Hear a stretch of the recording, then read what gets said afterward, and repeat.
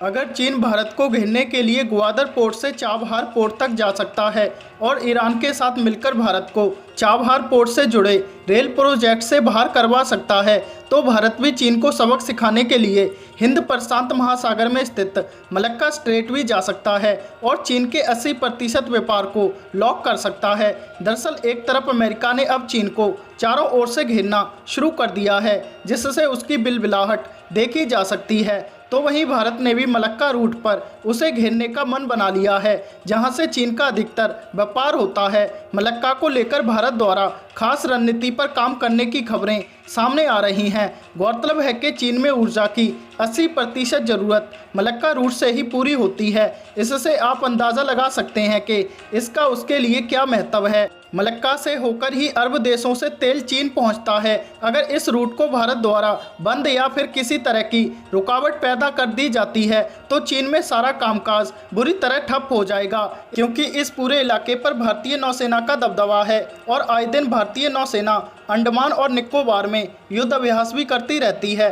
भारत जब चाहे तब चीन के इस रूट को बंद कर सकता है। चीन अपनी इसी कमज़ोर कड़ी को देखते हुए ही सीपैक और BRI प्रोजेक्ट को जल्द से जल्द पूरा करना चाहता है। इस पर भारत के सामरिक सहयोगियों की भी यही राय है कि चीन की यहां से घेराबंदी की जा सकती है।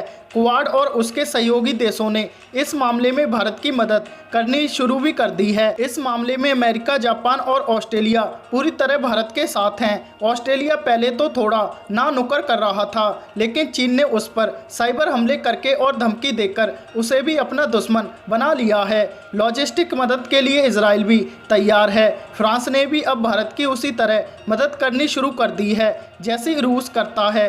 इसके अलावा दक्षिणी चीन सागर में आसियान देश भी चीन के तानाशाही रवैये से परेशान हैं। अब इन आसियान देशों की उम्मीद भी भारत ही है, जो चीन की विस्तारवादी रणनीति को थाम सकता है। आसियान देशों ने पिछले दिनों जिस तरह से चीन की आलोचना की थी और ब्रिटेन ने जिस तरह से भारत के साथ हमदर्दी जताई है, उससे भारत का पक्ष और भी मजबूत हुआ है। इसलिए अब चीन ईरान को लालच दे रहा है और वहां निवेश करके भारत ईरान के चाबहार प्रोजेक्ट को रोकना चाहता है।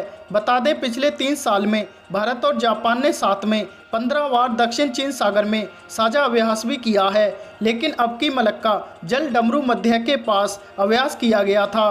भारत चीन तनाव के बीच इस बदली हुई रणनीति को महत्वपूर्ण माना जा रहा है। साथ ही हांगकांग और ताइवान को लेकर भी भारत अब चीन के खिलाफ सख्त रवैया अपनाएगा, जो चीन की दुखती रगों में से एक हैं। वियतनाम से भी भारत अब रिश्ते परगाढ़ करने में लगा है।